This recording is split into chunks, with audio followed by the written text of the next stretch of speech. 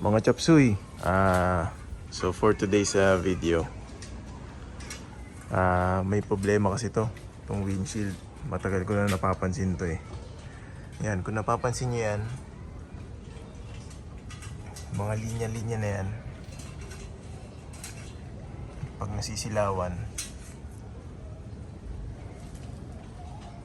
hindi halata masyado eh, no? Pero marami yan. Sobrang dami niyan sa buong windshield. Mga maliliit na hairline scratches. Kung mapapansin yung mga swirl marks. Ayan o. Gasgas ng windshield natin. Ayan. Kita ba? Ayan o. Yan. Ang lakas makakos ng niyan.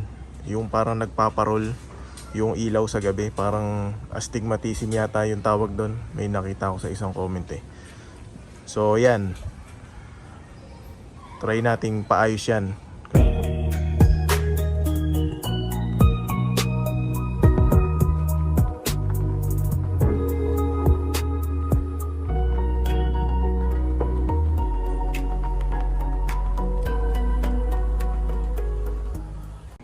So ayun, nag-try na kami dati nung pinarepaint to. Tinry na rin i-buff yan pero hindi talaga makaya eh. So may nakita akong isang shop, nagre-restore daw sila ng glass at kaya daw nila ayusin yan. Imbis na bumili ako ng bagong windshield kasi medyo may presyo na talaga. Lalo yung mga green glass kung tawagin. Try nating i-repair to mga boss. Kung magagawa ng paraan na parang magmumukha siyang brand new ulit. Yan. Samahan niyo ako. Maghahanap tayo ng mag-aayos ng salamin yan. Tapos sasabihin ko sa inyo kung magkano mga gastos. Para kung meron kayong mga salamin na may mga wiper marks o mga ganyan parang sandpaper scratches, maayos din yung sa inyo. So additional lang mga boss. Ayan yung salamin na yan. Nagtry na kami ng mga compound dyan. Nagtry na kami ng cerium oxide sa Lazada pantanggal ng mga scratches. Kaso medyo marami to eh. Kaya hindi natin magawa ng paraan. So dadali na natin yan sa professional. Yan. Sana magawa nila ng paraan para ma-save natin yung badge. Honda para kurik-kurik pa. Alright, samahan nyo ako.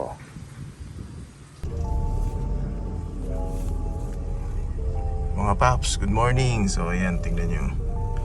On the way na ako ngayon sa QC. Doon ko ipapaayos to salamin. Ayan, kung mapapansin nyo, lakas ng nyan, astigmatism. Tsaka may mga gasgas. Sa salamin dito sa video eh. Ayan, try natin pa-improve yan. Ayan, sige. Ito tayong QC. Ano ngayon? Ayan, 5:42 ng umaga. Kita nyo ba yan?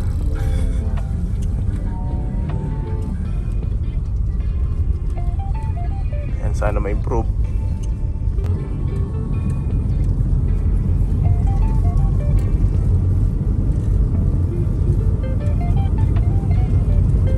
Mga paps,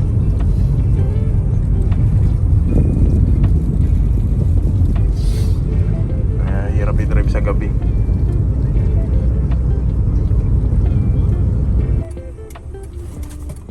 So ayan, ganyang kalalayan mga paps. Tingnan natin kung may improve. Ayaw kasi mahal kasi ng bagong windshield. Gusto ko i-preserve sana tong original.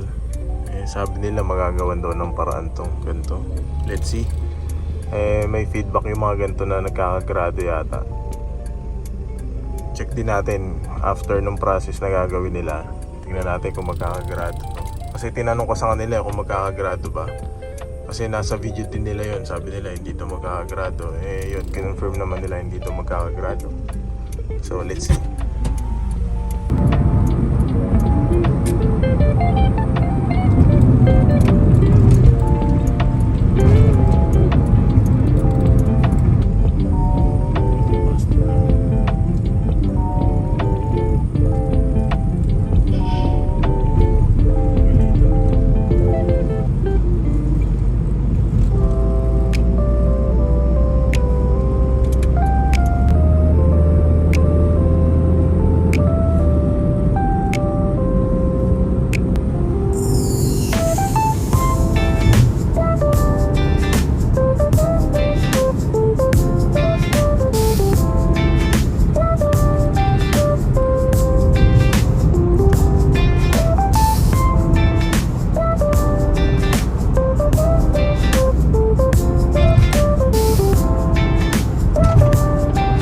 umaga naman, wala namang problema yan.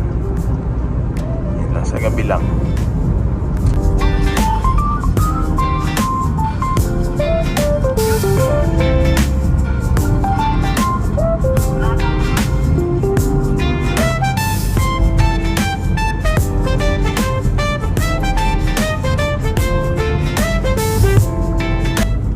Mga paps, dito na tayo sa NLEX. Yan. Pangalawang beses ko pa lang yata na NLEX ulit to, no? Since napunta sa akin. Yan. Tapos mag-i-exit lang ako ng Mindanao Ave. Yan. Para makapunta ng Fairview. Hindi na ako dumaan doon sa loob. Hindi na ako bumaba ng Q-Up kasi madaming tigil-tigil doon.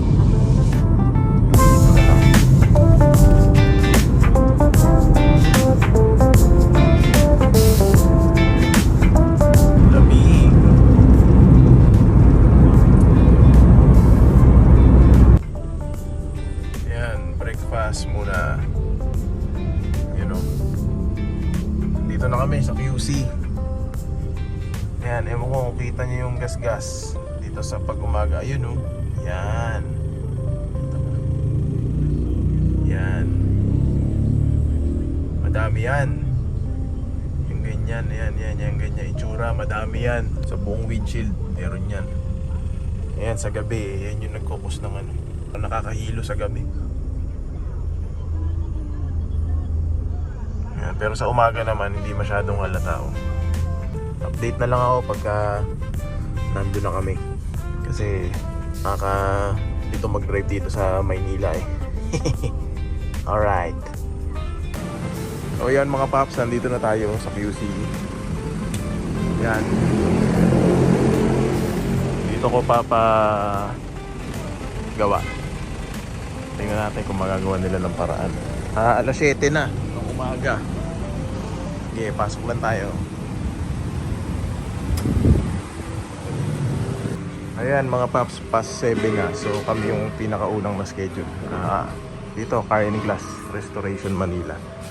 So ayan, kung makikita niyo yung mga gas-gas. Ayan, mas naiilawan na nila eh. Maganda yung ilaw nila eh. Kita na. Ayan, kita na.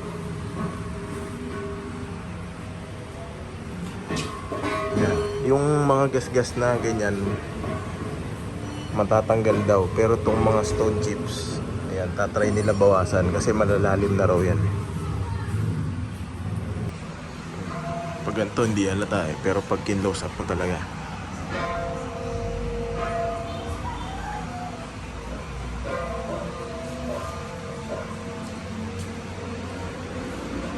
Ayan, no? Tsaka mga wiper marks. Ayan, tatry nila tanggalin niya mga yan.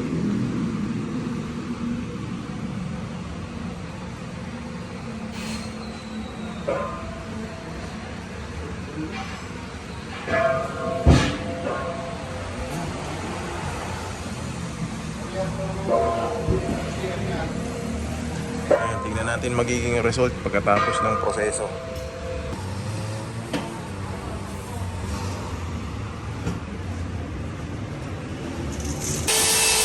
Mga paps, sinisimulan na nila. Dapat pala nadala ko yung mic ko para mas maayos.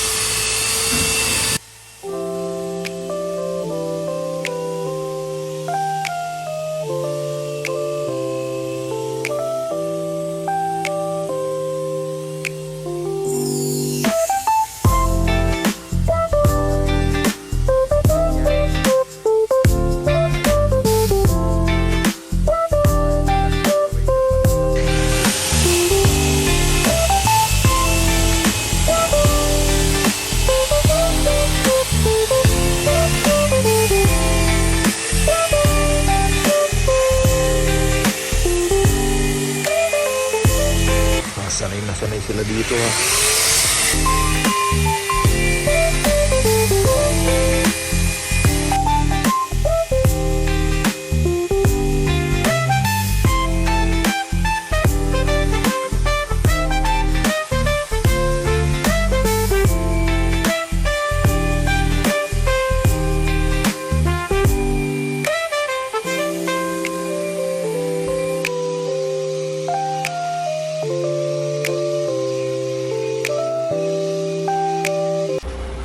mga paps, oh.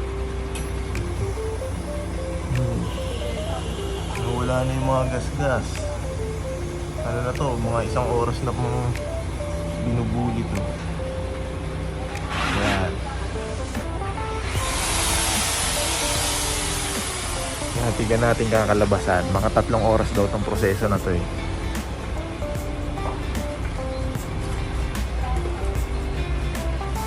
Oh, maganda pala sa liwanag ng kotse. Ayan. Tuloy-tuloy yan. Pero ina-assure nila na walang magiging grado yan dito sa Car and Glass Restoration Manila.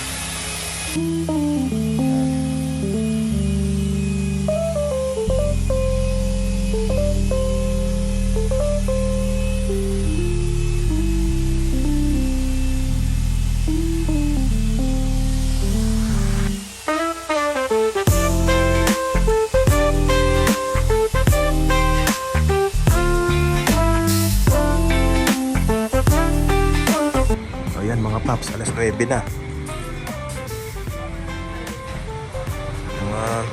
Mga ilang oras na to, no? 1.5 oras nang binubuli ni brother.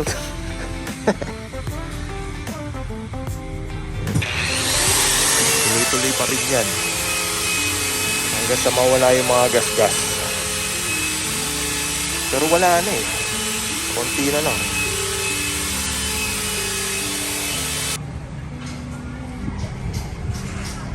Mga paps, so yan, dumating kami 7. So yun, okay na okay dito kasi linggo ngayon. Tapos nakachat ko lang to si Car and Glass Restoration Manila.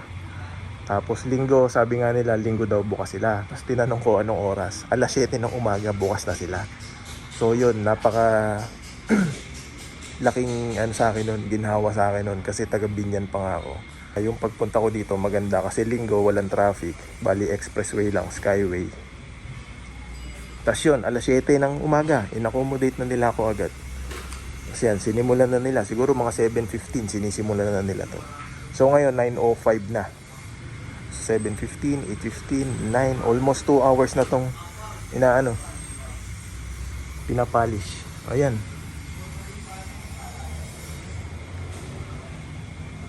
Medyo hazy pa siya kasi ipapolish pa to eh. Bali ngayon, ang unang ginagawa yata nilang step is ginagrind nila yung glass. Parang binubuli nila para mawala yung mga scratches. Then, ang last step nito is ipapolish. So, ayan.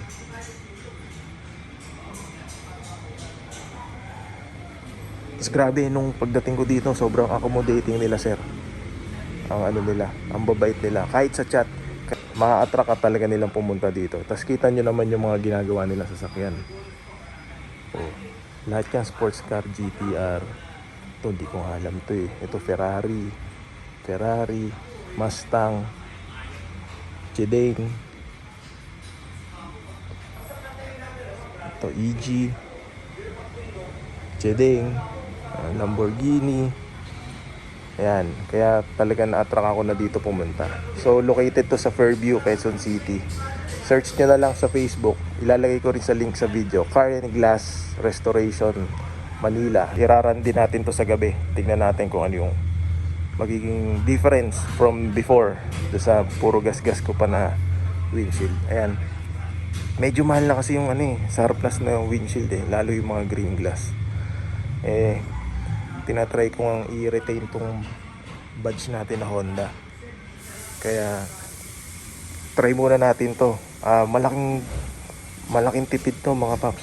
Lalo sa mga Civic natin na puro gas-gas yung windshield. Tas pagkahirap kayo mag-drive sa gabi, malaking kaibahan daw to. Pero tingnan natin. Yung mga stone chips na ganyan, mapapanipis lang nila yan. Pero hindi na nila totally matatanggal kasi sobrang lalalim na raw niyan. Pero yung mga scratches, ayan, wala na ako nakikita mga scratches, paps. Iba. Maganda yung kalalabasan nito. Tapos ngayon lang natapat sa ilaw tong sasakyan ko kaya natutuwa ako. Ang ganda pala tignan pagka may ganito kang ilaw. Para maganda magkabit sa garahe nito, no?